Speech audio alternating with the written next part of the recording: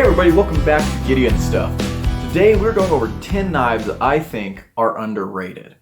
It is so easy to get caught up in the latest trends and fads in the knife world, especially if you're on Instagram and YouTube a lot. All you see is the latest and greatest, what's new. And that's great, right? New things are great, but I think sometimes we forget really quickly about awesome knives of the past. And I also think that sometimes we forget about really, really cool knives that are brand new, that just fall under the radar because there's so much coming out that it's hard to keep track of it all. So today we're looking at 10 knives that I think you should check out. And these are all available right now. So if you want to, you can go and buy them. So without any further ado, let's go ahead and get started with an honorable mention. And our honorable mention is the Spyderco Tenacious series. The Tenacious, the Persistence, the Resilience, all these. I've talked about these knives a lot on the channel recently. And the reason this is an honorable mention instead of on the list proper is because I think this line is very popular, right? The Tenacious has been a hard hitter for a long, long time. But the reason I'm including it on this list is because I think nowadays a lot of people look at this knife and they only take it for the materials, the 8CR and the G10, and kind of turn their nose up at it. Which, yeah, these knives are absolutely overpriced for the materials that you're getting on the base models. Of course, there are, other versions of these knives available, but I think that if you look past that, what you're going to find is a really, really solid, purpose-built, no frills EDC knife that works and works hard and is honestly just a classic, and it does everything right. So, wanted to give an honorable mention to that knife there. All right, now let's go ahead and jump into the list proper, and we're going to start out with a knife that I know none of you have ever heard about. The Civivi Elementum. Nah, I'm just kidding. If anything, that knife is overrated. No, we're going to start off with one of my personal favorite knives that I think is woefully underrated. And that's the CGRB Scoria. And this list is not in any particular order. This is just basically as I grab them off the table. This knife got a little bit of buzz when it was first released, but honestly, it fell out of the limelight really, really quickly. And I don't know why. This thing is fantastic. This is an awesome, awesome knife. This one here is a Knife Center exclusive. I really, really like this knife. I think there's only 2 versions of this knife available from CGRB, but then you've got like dealer exclusives. I think only from Knife Center is what I've seen. So not a whole lot of these are out there, but man, is this knife just excellent. Very, very basic profile, right? Drop point, neutral ergos, but it's executed really, really well. We've got titanium accents on the thumb studs, pivot collar, pocket clip. It's a liner lock with great action. This AR RPM 9 blade is wickedly good. I love AR RPM 9. Super thin, very slicey. The whole knife is a very slim profile, but it still gives you a good grip because, it's a little bit wide here. You got that troll you can choke up into. I love this knife. This is one of my favorite knives ever, and I just don't think it gets the love that it deserves. So, CGRB Scoria. Next up, this is a knife that I have been aware of for a while, but didn't get to handle until just recently. This is the Tuya Knives Cebu. And this knife is really, really cool. Now, you're getting a D2 blade, G10 scales, inset liners, titanium accents, again, like that Scoria. We've got titanium backspacer, pocket clip, and pivot collar. And these knives are a little bit pricey. They're right around the $90 mark. You can find these available on White Mountain Knives right now.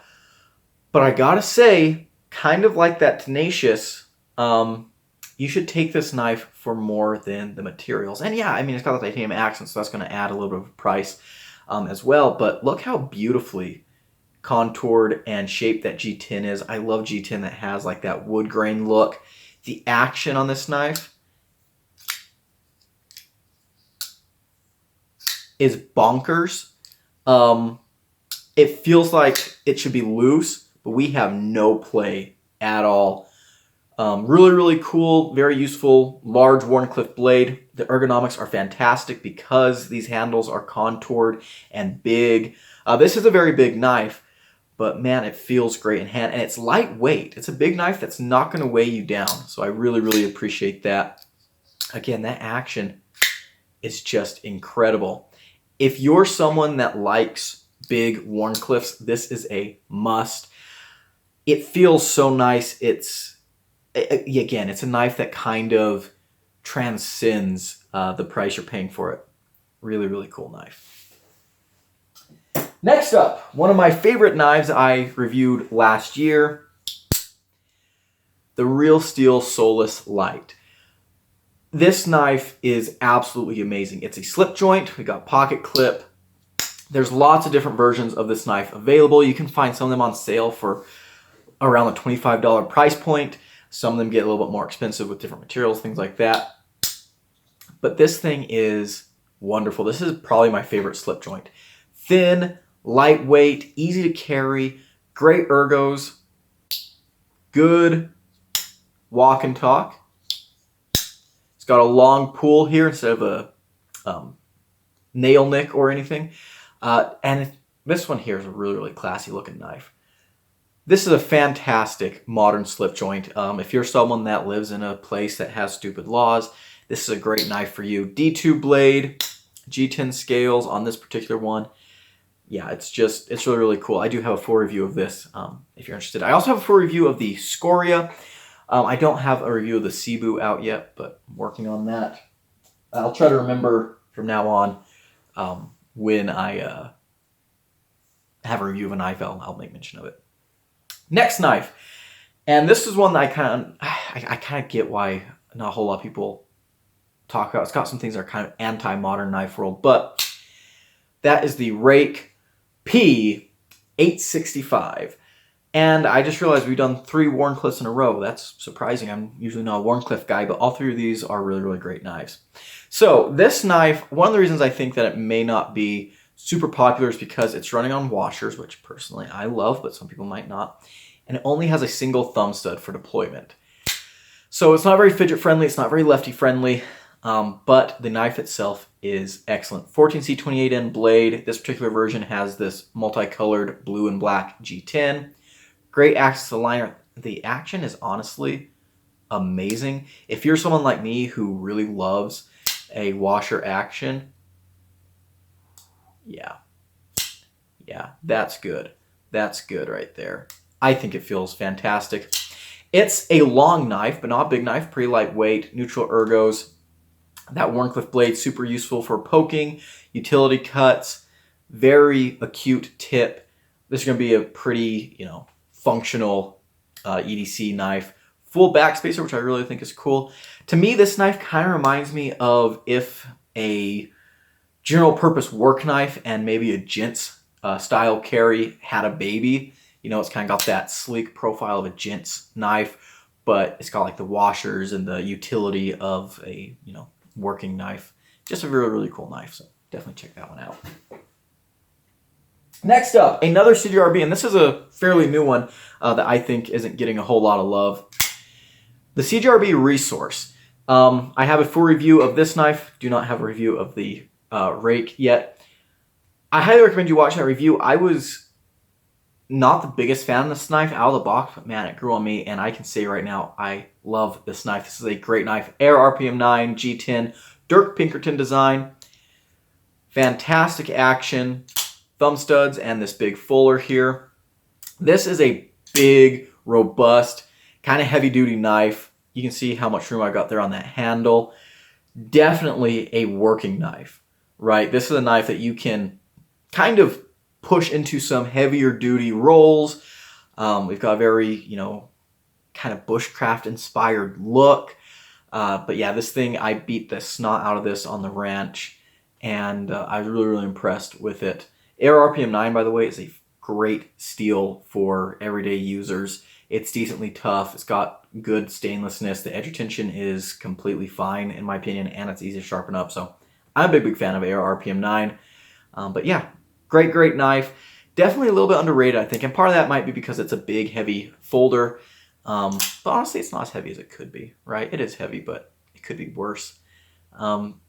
If you're someone that likes big folders and you have not tried this one, definitely give it a try. I think you'll really, really like it. And it comes in multiple versions. You got that blue one with the black blade, like you just saw. We got blue with a stonewash blade, and then there's red and green scales also with the coated or non-coated blades. So lots and lots of options. Alrighty, next up, let's go ahead and do another CGRB, and this one might be a little bit surprising.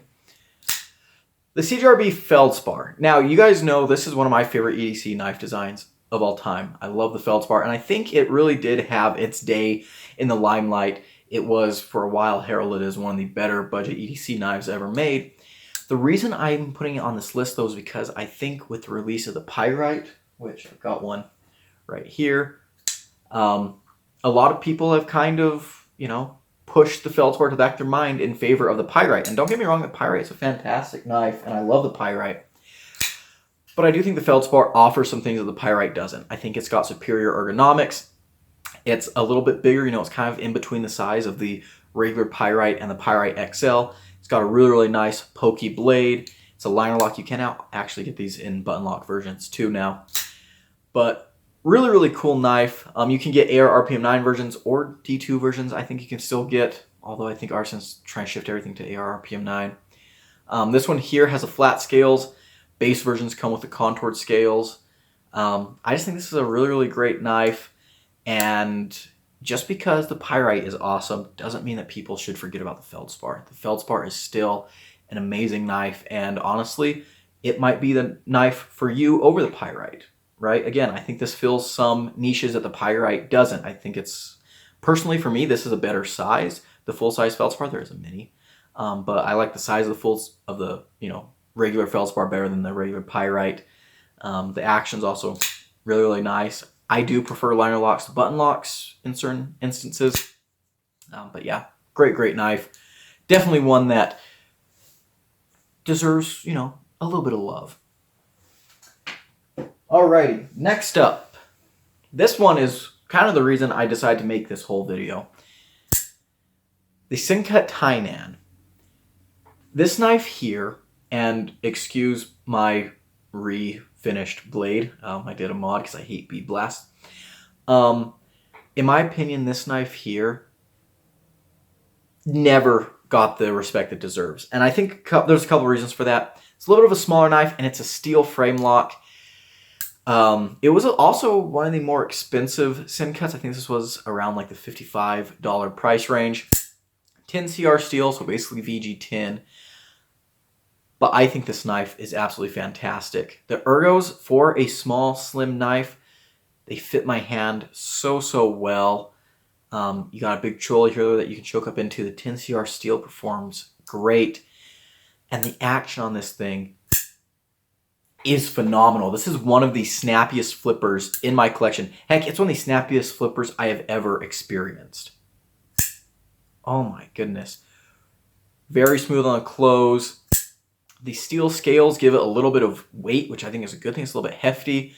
It's just a fantastic, fantastic knife. And these are discontinued now. So if you want one, jump on it. But yeah, definitely a knife that just, in my opinion, never got the respect or appreciation that it deserved. I have beat the snot out of this knife. I've taken it in the field. I've EDC'd it for weeks and weeks. And it's just a great, great knife. Great slicing profile. Good looking knife too, in my opinion. And slim, easy to carry. Yeah, fantastic knife. I don't really like the clip on this thing. I keep meaning to switch out the clip, but I never get around to it. But yeah, what an awesome knife. Love that knife a lot. Definitely check it out. I'm serious. It's really good. All right, next up. This is another knife that was kind of sent in recently by Old Tonto Guy, as well as the Tuya and the Rake we looked at earlier. And that's the steel wheel Sedge. And guys, this knife has been blowing me away. I've been carrying this knife pretty much exclusively for the past couple of days. I love this knife. Now, these two are a little bit pricey. They're getting to that $75, $80 price point, D2 and G10. But again, this knife kind of transcends just the sum of its parts. For one, the ergos on this thing are absolutely amazing. You got kind of a pistol grip here. You see it kind of, you know, slopes down like that. Contour G10 scales. And this G10, again, like that Cebu, is just gorgeous. I love this G10. It feels so high quality. Inset liners. We got a blue aluminum backspacer, reversible clip, or I guess it'll come with a, you know, another clip in the box for you to switch over. Great access to the liner. And this knife is also running on washers. And it has just a great washer action that pops out with so much authority. Great detent. Not the most, like, you know, drop shutty knife, but I don't care. Again, you know, if you're someone that likes washers, you'll probably be with me on that, you know, it doesn't really matter. A good washer action, just, oh, it's so consistent. It feels great. This blade hole, excellent for the thumb flick, slow roll, or the reverse flick. Really, really nice. And this blade, I'm not usually someone who carries, you know, these kind of stabby blades, but this one is excellent.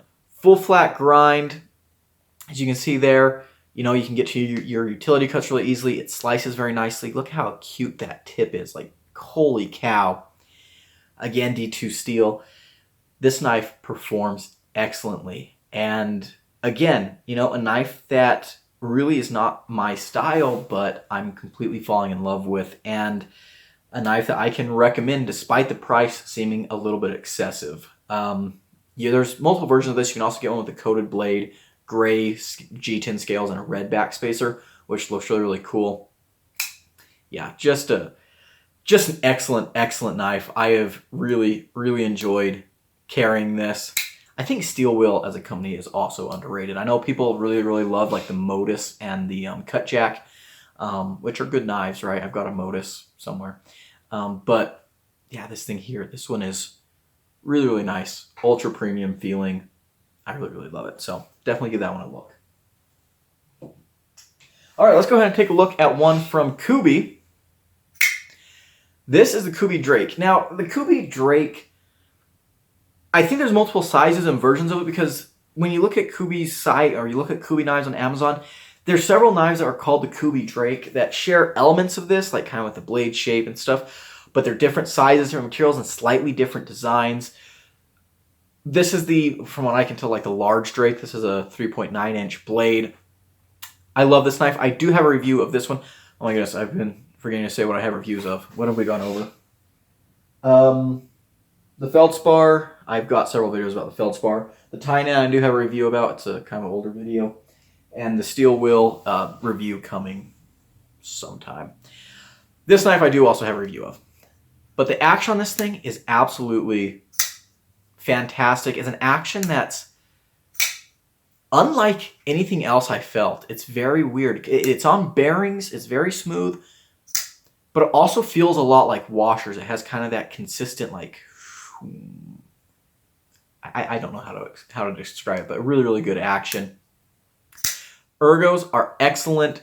Contoured, very thick scales, titanium clip. Austin on this blade. You can choke up in here. Kind of a scimitar or dowel shaped blade.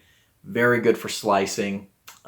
This knife is just really, really cool, and I think it's pretty underrated. I don't see a whole lot of people talking about these. I'm not sure if I've seen any. I've seen a couple of videos on this particular version, but most of the videos that I see online are of the smaller version of this knife. But I think this one is really, really cool. Yeah, definitely a knife that's worth a look if you have not tried it before. Cool knife.